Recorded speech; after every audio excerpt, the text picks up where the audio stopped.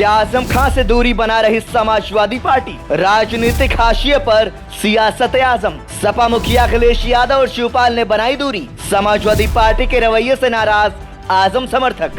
देश के सबसे बड़े सूबे यानी उत्तर प्रदेश के रामपुर में एक कहावत है कि अगर नवाबों के बाद किसी ने राज किया तो वो आजम खान साहब ने किया। स्थानीय लोग आजम खान के परिवार को रामपुर में सबसे शक्तिशाली मानते हैं। कुछ लोग तो उन्हें समाजवादी पार्टी सरकार के दौरान मिनी सीएम भी कहते थे। लेकिन इतनी उपमाएं लिए वही आजम खान आज राजनीतिक चर्चाओं से दूर सलाखों के पीछे हैं। उनके खिलाफ 100 से ज्यादा मामले दर्ज हैं। तो क्या ये कहा जाए कि एक समय पार्टी के खेवनहार रहे आजम खान से अब उन्हीं के करीबी नेता दूरी बनाने लगे हैं? क्या आजम खान का राजनीतिक भविष्य हाशिए की तरफ बढ़ चला है या फिर मौका परस्त राजनीति की तरफ समाजवादी पार्टी के मुखिया अखिलेश यादव ने भी कदम बढ़ा दिए हैं? दरअसल रामपुर के स्थानीय लोग बताते हैं कि आजम खान के उत्थान और पतन की कहानी किसी बॉलीवुड फिल्म की स्क्रिप्ट से कम नहीं है। सपा की सरकार के दौरान जब मोहम्मद अली जौहर विश्वविद्यालय का उद्घाटन था तब पूरा कैबिनेट रामपुर में मौजूद था। लेकिन साल 2017 में यूपी में सत्ता बदली और आजम खान का समय भी बदल गया। हालांकि साल 2019 के लोकसभा चुनावों में मोदी लहर के बावजूद आजम खान ने रामपुर संसदीय सीट से जीत हासिल करने में कामयाबी दर्ज की थी। सपा नेता ने बीजेपी उम्मीदवार जयाप्रदा को 1,09,997 वोटों के भारी अंतर से चुनाव हरा दिया था। इस चुनाव में आजम खान को 5,59,177 वोट मिले थे। 4 दशकों में पहली बार सदन में नहीं दिखेगा आजम परिवार। सपा के कद्दावर नेता आजम खान रामपुर शहर विधानसभा से 10 बार विधायक रह चुके हैं। लेकिन 4 दशकों में ऐसा पहली बार हुआ है कि आजम खान के परिवार से कोई जनप्रतिनिधि नहीं है, जबकि सपा की सरकार में कभी उनके पास 8 विभाग होते थे जिसके वो मंत्री हुआ करते थे। यही नहीं, आजम खान की पत्नी तंजीम फातिमा भी राज्यसभा की सदस्य रही हैं। उनके बेटे अब्दुल्ला आजम भी विधायक रह चुके हैं। लेकिन अब ऐसा आलम कि आजम खान के परिवार से ना तो कोई सांसद है और ना ही कोई विधायक, जबकि दूसरी तरफ समाजवादी पार्टी के मुखिया अखिलेश यादव से लेकर चचेरे भाई समेत यादव परिवार के 5 सदस्य चुनावी मैदान में हैं। जी हां, कन्नौज लोकसभा सीट से खुद अखिलेश यादव चुनावी मैदान में हैं। तो वहीं आजमगढ़ से भाई धर्मेंद्र यादव, मैनपुरी से पत्नी डिंपल यादव, फिरोजाबाद से रामगोपाल यादव के बेटे अक्षय यादव और बदायूं लोकसभा सीट से शिवपाल यादव के बेटे आदित्य यादव चुनावी मैदान में ताल ठोक रहे हैं। अलीगढ़ मुस्लिम यूनिवर्सिटी से राजनीति की शुरुआत। आजम खान ने राजनीतिक करियर की शुरुआत पढ़ाई के दौरान अलीगढ़ मुस्लिम यूनिवर्सिटी से की थी। आजम खान अलीगढ़ मुस्लिम यूनिवर्सिटी में विद्यार्थी संघ के सचिव थे।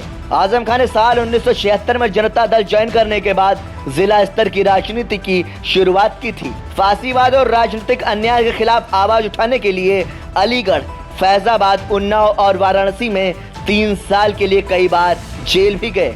इसके अलावा आपातकाल के दौरान मीसा के तहत भी उन्हें गिरफ्तार किया गया था। आपको बता दें कि रामपुर शहर विधानसभा से कद्दावर नेता आजम खान पहली बार 1980 में विधायक चुने गए थे और उसके बाद करीब 5 चुनाव लगातार आजम खान जीते। लेकिन 1996 में वह चुनाव हार गए।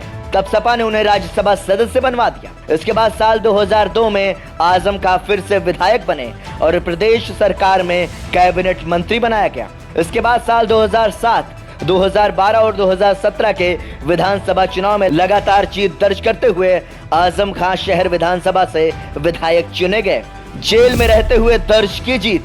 समाजवादी पार्टी के दिग्गज नेता आजम खान की लोकप्रियता का आप इसी बात से अंदाजा लगा सकते हैं कि वह साल 2022 के विधानसभा चुनाव में सीतापुर जेल में रहते हुए भी जीत दर्ज करने में कामयाब रहे थे। इस चुनाव में आजम खान के बेटे अब्दुल्ला आजम भी स्वारटांडा विधानसभा से चुनाव लड़कर जीतने में कामयाब रहे थे। ऐसे शुरू हुई सियासी पतन की कहानी।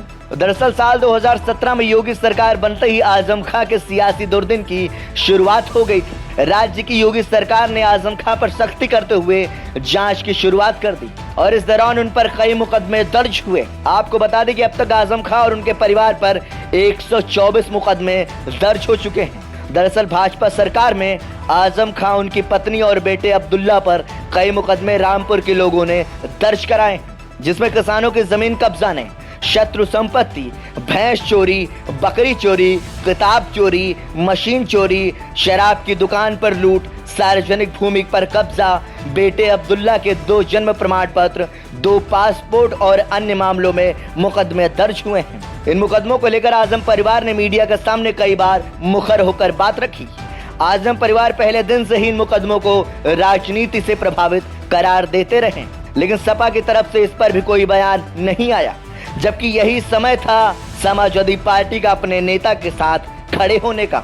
और एक के बाद एक आजम खां पर दर्ज हो रहे मुकदमों को लेकर समाजवादी पार्टी उतनी मुखर नजर नहीं आई जितना आजम समर्थकों ने सोच रखा था। ऐसे में आजम खां पर हो रही कार्रवाई को लेकर सपा की चुप्पी से मुस्लिम समुदाय आहत है, और यही वजह है कि मुस्लिम समुदाय के लोग समाजवादी पार्टी और अखिलेश यादव के रवैये से बेहद नाराज बताए जा रहे हैं। जब कार्यकर्ता की गिरफ्तारी पर सिग्नेचर बिल्डिंग पहुंच गए अखिलेश यादव, बीते साल महिलाओं को लेकर एक्स पर अभद्र टिप्पणी मामले में सपा की ऑफिशियल वेबसाइट मैनेज करने वाले मनीष अग्रवाल की गिरफ्तारी के बाद सपा सुप्रीमो अखिलेश यादव पुलिस मुख्यालय सिग्नेचर बिल्डिंग पहुंच गए थे। दरअसल मनीष अग्रवाल की गिरफ्तारी के विरोध में अखिलेश यादव पार्टी कार्यकर्ताओं के साथ पुलिस मुख्यालय पहुंचे थे। इस दौरान सपा मुखिया अखिलेश यादव पुलिस अफसरों पर बेहद नाराज दिखे और इस गिरफ्तारी पर कई गंभीर सवाल भी उठाए थे। हालांकि बाद में सपा नेता मनीष अग्रवाल को छोड़ दिया गया था। इसके अलावा बीते साल ही सपा नेता शिवपाल यादव के निजी सचिव अंकुश शर्मा को रूटीन चेकिंग के दौरान पुलिस ने पकड़ लिया था, जिसके बाद यूपी का सियासी पारा बढ़ गया था। शिवपाल यादव की नाराजगी का आलम यह था कि वो सीधे गौतमपल्ली थाने जाकर धरने पर बैठ गए थे और जब तक छुड़ा नहीं लिया वहां से हिले तक नहीं। ऐसे में अब सवाल उठना स्वाभाविक है कि आखिर आजम खां के साथ ऐसा दोहरा मापदंड क्यों? क्योंकि आजम खां की गिरफ्तारी के समय भी समाजवादी पार्टी से वैसा साथ नहीं मिला था जैसा आजम परिवार उम्मीद कर रहा था। हालांकि इसमें कोई दो राय नहीं है कि उत्तर प्रदेश सरीखे राज्य में आजम खां मुस्लिमों के सबसे बड़े नेता हैं, लेकिन जिस तरीके से आजम खां राजनीतिक हाशिए की तरफ बढ़ रहे हैं उससे एक समुदाय विशेष में समाजवादी पार्टी के लिए काफी रोष व्याप्त होता नजर आ रहा है। खैर, इसका दूरगामी परिणाम क्या होता है ये तो आने वाला वक्त ही तय करेगा, लेकिन फिलहाल आजम समर्थकों के लिए समाजवादी पार्टी उम्मीदों पर खरा उतरती नजर नहीं आ रही है। ब्यूरो रिपोर्ट, संदेश वाहक।